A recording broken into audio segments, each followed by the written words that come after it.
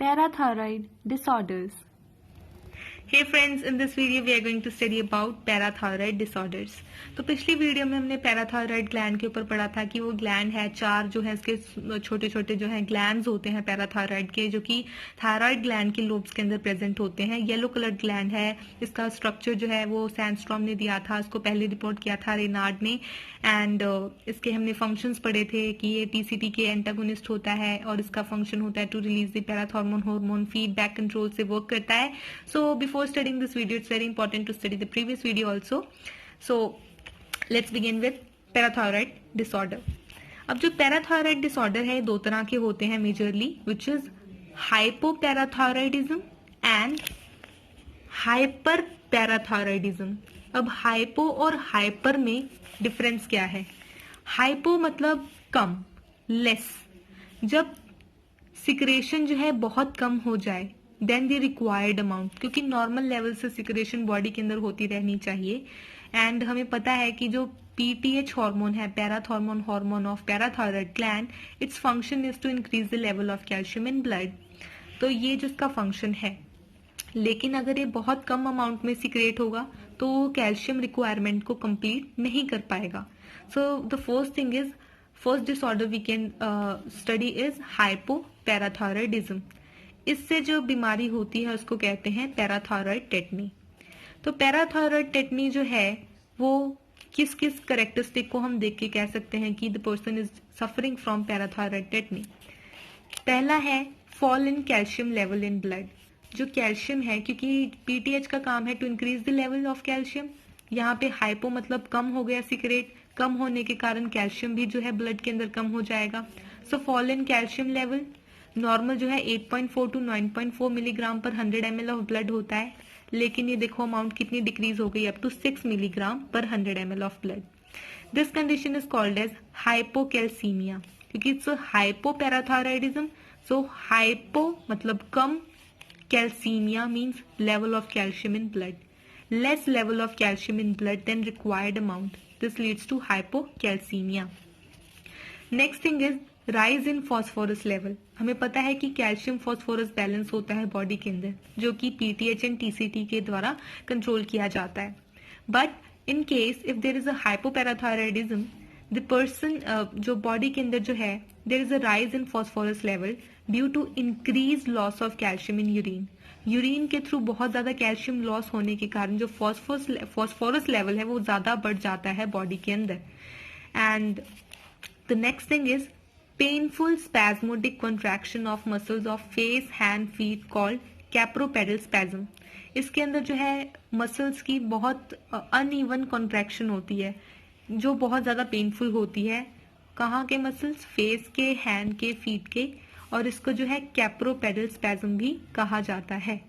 तो phosphorus level जो है बहुत बढ़ जाता है, कैल्शियम लेवल ब्लड के अंदर कम हो जाता है, हाइपोकैल्सीमिया है, राइट, और ये पेनफुल कॉन्ट्रैक्शन होती है मसल्स की.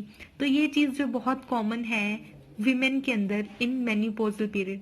मेन्यूपोजल पीरियड वो वाला पीरियड है जब जो मेंस्ट्रुअल साइकिल है वो खत्म हो जाता है फीमेल्स के अंदर, up to the age of 45 and up to 45 to 50 तक के बीच के अंदर ये खत्म हो जाता है.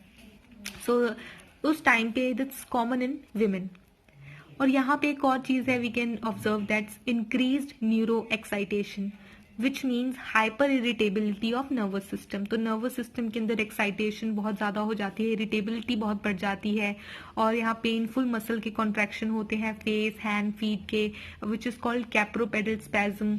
And there is a rise in phosphorus level. Phosphorus का बहुत ज्यादा बढ़ जाना, क्योंकि कैल्शियम कम हो जाता है, यूरिन के थ्रू एक्सक्रीट हो जाता है ब्लड के अंदर. कैल्शियम की जो लेवल है, जो नॉर्मल लेवल मेंटेन करनी थी, राइज जो पीटीएच का काम है कैल्शियम को बढ़ाना, वो उतना बढ़ा नहीं पाया क्योंकि इसकी सिक्रेशन बहुत कम हो चुकी है. Hypo means less secretion.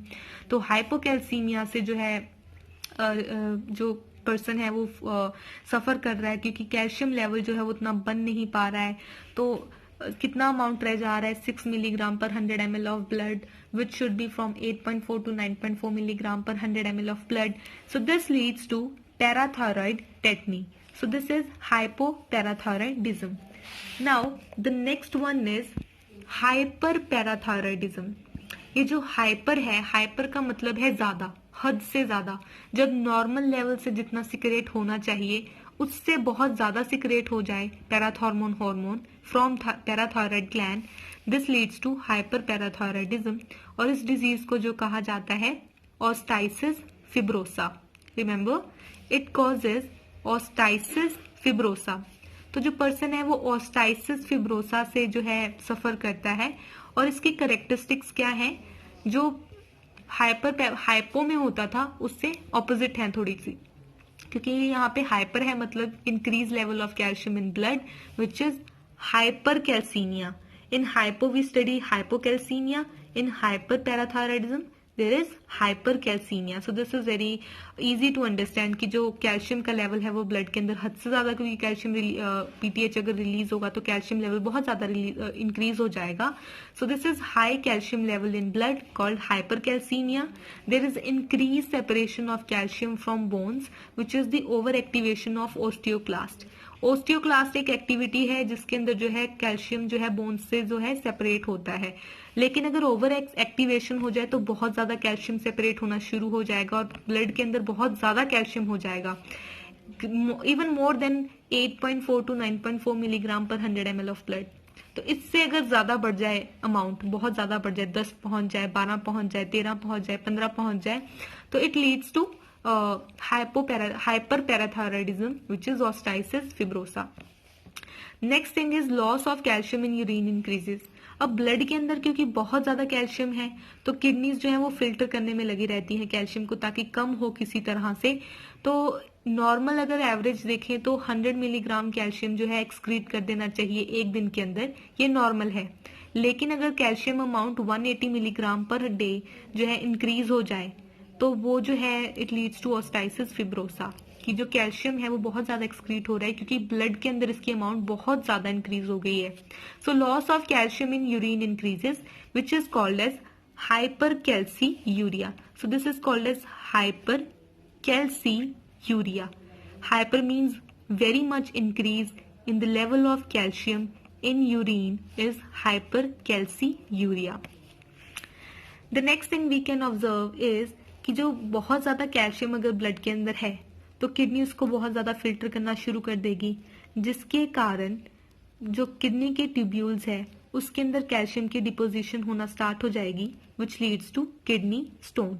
तो एक किडनी स्टोन में जो है चीज कन्वर्ट हो सकती है and it leads to decreased urine output. तो किडनी स्टोन बनने के कारण कैल्शियम की बहुत ज्यादा अमाउंट प्रेजेंट होने के कारण it forms kidney stones and decrease urine output.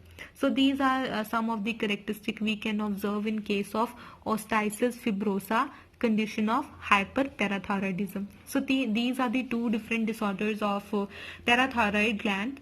So hypoparathyroidism and hyperparathyroidism. I hope this thing is clear to you and you like this video, and if you did then please don't forget to like, subscribe, share, comment. Thank you so much.